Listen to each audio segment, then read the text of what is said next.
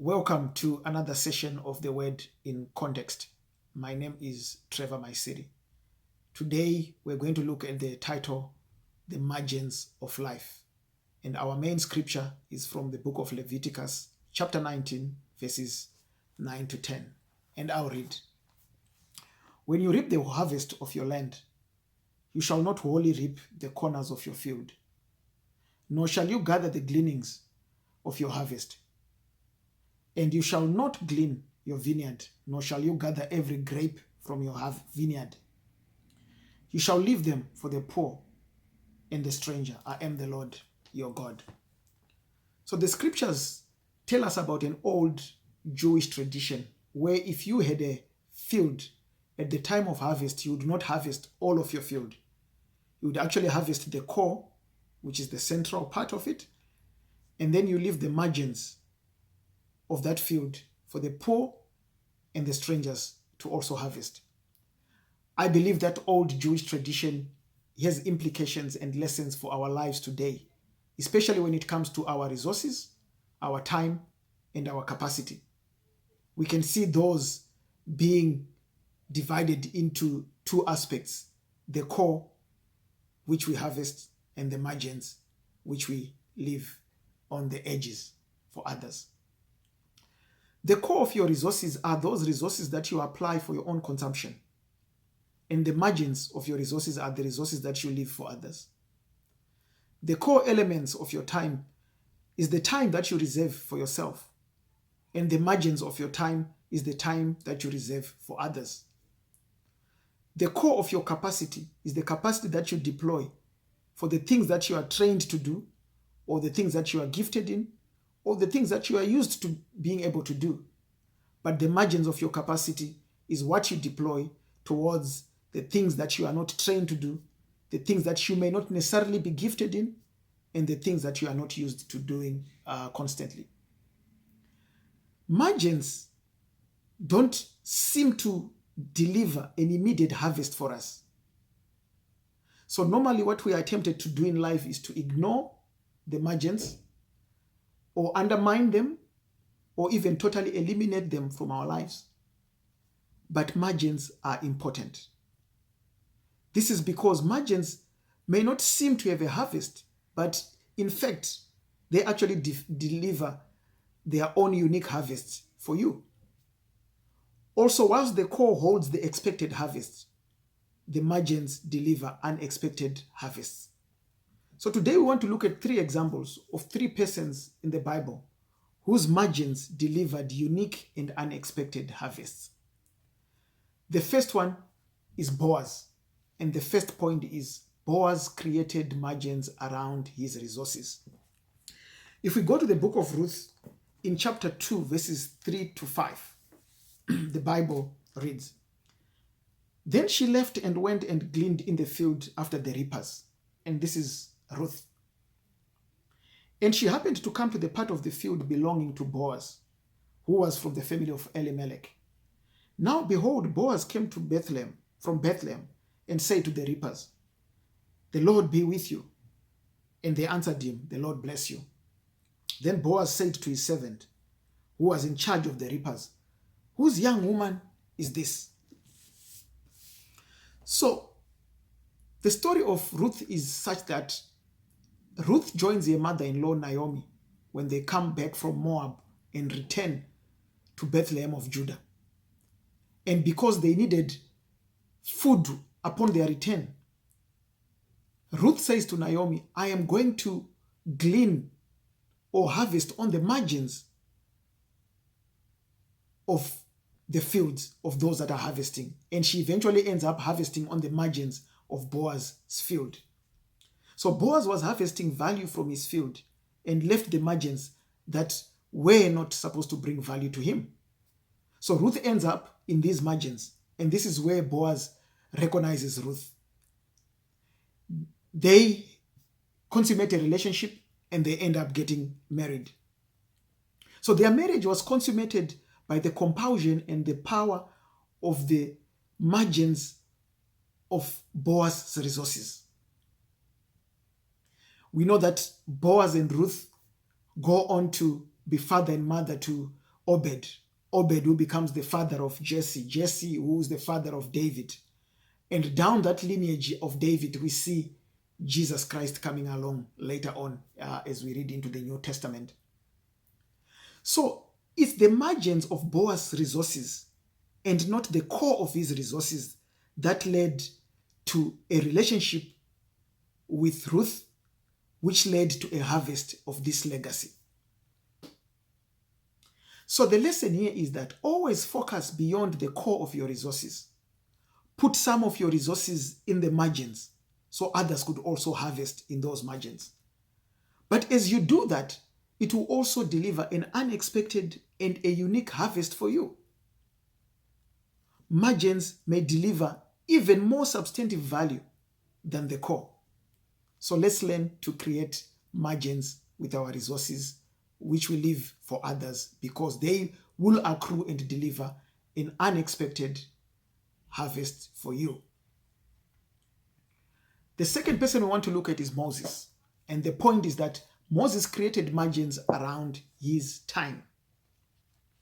If we go to the book of Exodus in chapter 2, verse 11, the Bible reads, "Now it came to pass in those days when Moses was grown, that he went out to his brethren and looked at their burdens, and he saw an Egyptian beating a Hebrew, one of his brethren." So Moses was an adopted prince of Egypt. I would imagine that the core of his time was spent concerned with the affairs of the palace and the kingdom of Egypt. But in the scripture we read here, we see Moses creating margins of his time, which he invests to go and look at the burdens of his brethren. The margins of his time is invested for the suffering of others beyond the core of his time spent in the luxuries of the palace. Moses had no obligation to invest his margins of time in this way and go and look at the burdens of his brothers, because the core of his time was assured in the palace obligations. But he did it anyway. It's out of the margins of time and not out of the core of his time that Moses sees an Egyptian abusing Hebrews. It is in those margins that he murders an Egyptian and flees to Jethro. It is in those margins of time that Moses becomes a shepherd under Jethro. It is in those margins of time that Moses eventually comes across the burning bush as a shepherd. And it is in those margins of time that Moses receives an instruction from God from the burning bush to go and partake of his assignment of the purpose of his life, which is to lead the children of Israel out of bondage from Egypt. So Moses invested the margins of his time to go and look at the burdens of his brothers, and it led to a harvest of his purpose in life. Always focus beyond the core of your time and invest into the margins of your time. It is in the margins of your time where you'll be able to serve others, whilst it also opens doors for your purpose. You see, time is one of the greatest currencies that we have in this day. We have a lot of brothers and sisters around us who are suffering, who are struggling. We have people that are coming to their ends and are out of their wits. And it is for you and I, my brother, to look at investing time in our margins rather than in our core, so that we could deploy the time of our margins to go and visit those in prisons and be with them, to go to the orphanages, to go to the old people's homes, to go to the oppressed, to go to the poor, to go to the marginalized, and be able to use the margins of our time to save those people. But as we do that, those margins of time will also bring us an unexpected harvest, just like we see in the life of Moses. The third and last person we want to look at is David. David created margins around his capacity. If we go to the book of 1 Samuel in chapter 17, verses 17 to 20, the Bible reads, "Then Jesse said to his son David, 'Take now your brothers an ephah of this dried grain and these 10 loaves, and run to your brothers at the camp, and carry these 10 cheeses to the captain of the 1,000, and see how your brothers fare, and bring back news of them.' Now Saul and they and all the men of Israel were in the valley of Elah, fighting with the Philistines. So David rose in the morning, left the sheep with the keeper, and took the things and went to Jesse and as Jesse had commanded him. And he came to the camp as the army was going out to the fight and shouting for the battle. So in verse 20 of what we've just read, it says, David woke up in the morning and left the sheep with the keeper.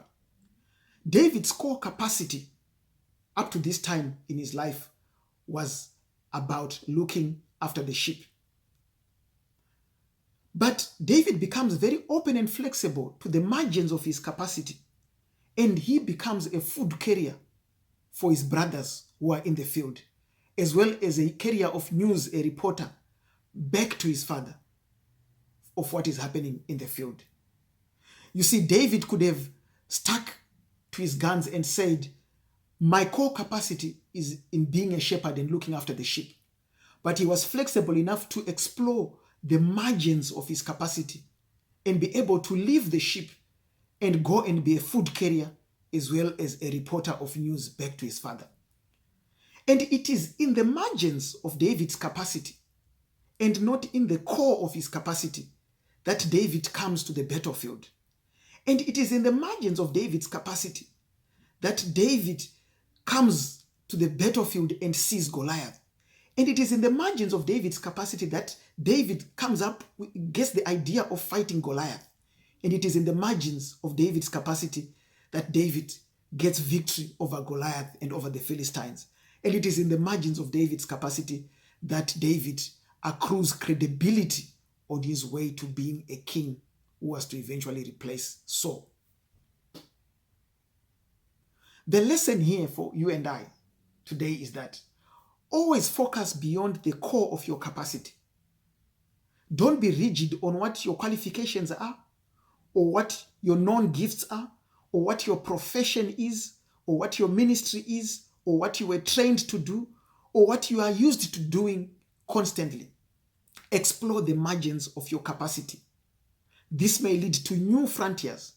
This may also lead to new victories, much more than the core capacities could be able to deliver. In fact, it is likely that God will move more when you are in your margins of capacity, because in your margins of capacity, you are vulnerable.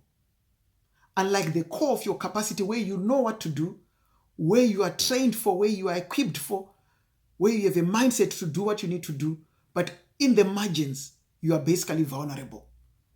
And you are open to God working in your situation. You are open to God working in your life.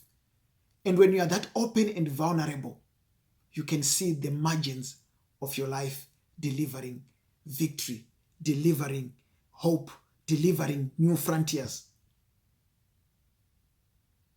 Be open to the margins of your capacity and don't be stuck in the core of your capacity.